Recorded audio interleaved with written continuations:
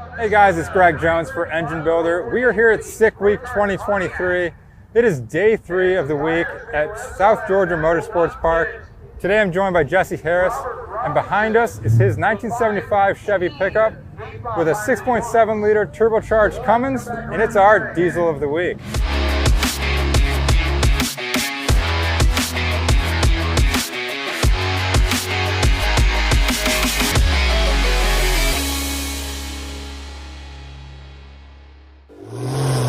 Engine Builder's Diesel of the Week is sponsored by AMSOIL, the first in synthetics. Jesse, thanks so much for giving us some time today. Thank you very much. No, it's been an eventful SICK week already and a busy day 3, but we appreciate the time. And you know, you're one of the few diesel guys running out here this week, so you know, people take notice you know, when you're out there on the track, and we definitely wanted to know more about the Chevy pickup and of course the Cummins that you got in here. So if you could, give us a little background about the truck and how the project got to where it is today. Okay, it's a 6.7 Cummins stock block. It's stock crankshaft. It's a Carrillo rod, Aries piston, the Carrillo hybrid kit, lightweight stuff. The head was done by Wagler. Okay. Shelf cut off. It does have a Banks intake on it. It's stock rocker arms. It's a Hamilton 188-220. Okay. It's a single turbocharger. It's a S4 84 96 with DPS's Turbinator VGT housing. Okay. Tried it for the driving with a big single to see if I can make the drive a little better. The fuel system is S&S Motorsports. Okay. They're 400% and they're 14 mil race pump. The rest of my fuel system is Aeromotive. The electronics are stock Dodge Truck 849, the EFI Live. Transmission, I build them, but Guerin parts. This one's got several years and a lot of miles on it. I'm starting to have a little problems, but that's been my downfall this week. But I'm getting down, just not like I want. Yeah. Intercooler I got from Real Street Performance in Florida. Okay. They got me I wanted a big core, and most people didn't want to talk about it. Jay said, yeah, we can do it. So got a big intercooler, and the front cover is a Wagler unit. Okay. It's capable of driving 4 pumps. I'm driving 1 fuel pump and 1 dry sump oil pump. Not many people do dry sump on diesels, but my oil pan clearance forced me to. Okay. And I don't regret it. I was going to ask why you went with it. Yeah. Okay. I planned on zinging it some RPM for a diesel, so there was more than one reason, but the oil pan, I tagged it on the ground on the road drive 3 or 4 times. So you change the oil pan on one of these events is no fun. So after 9 or 10 of these, you start figuring out what you have to do and what you want to do. Yeah. Absolutely. The rear is a 9-inch Ford. It's Mosier parts. Okay. It's a Fab 9 and a 9.5-inch gear, but 4-link tube chassis deal. But yeah. So Jesse, you mentioned you got the 484 turbo on there, and 400% over injectors from S&S. How much horsepower are you getting out of the combination there? This week, the tune-up that's in it, we were trying to get down and then turn it up. I think it should have made 1150, 1200. Okay. I'm not saying the engine didn't, but I didn't get it to the tire and to the track. Yeah.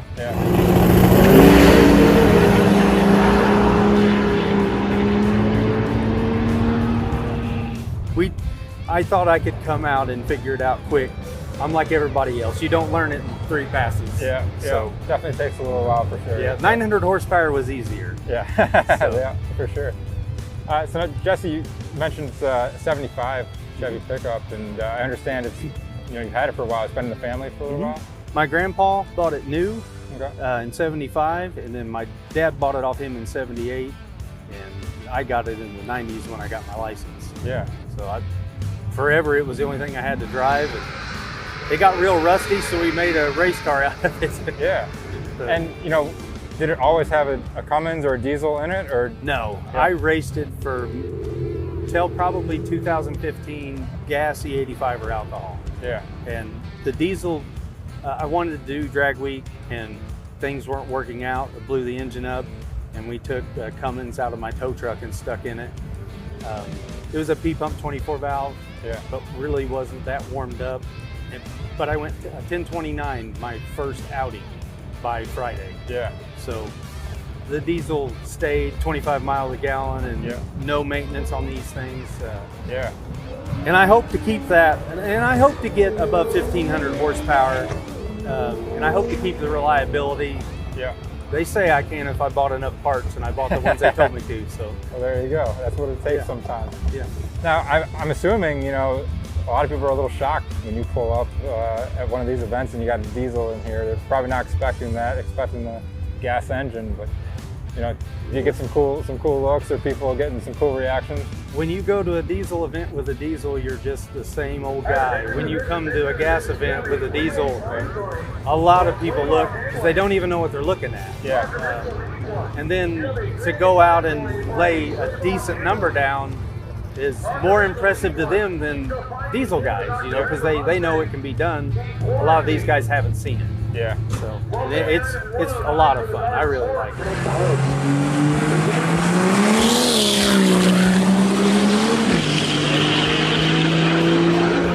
That's great. Jesse, is this your first time at Sick Week? No, I did it last year. Okay. First one. So you want to compare last year to this year? You know, has it been better for you? Have you been running a little bit better? Or? No, it's not. But last year I could consistently go 950s with the old engine, and I should be able to go 850s with this one pretty easy. I just don't have the chassis tune to do it.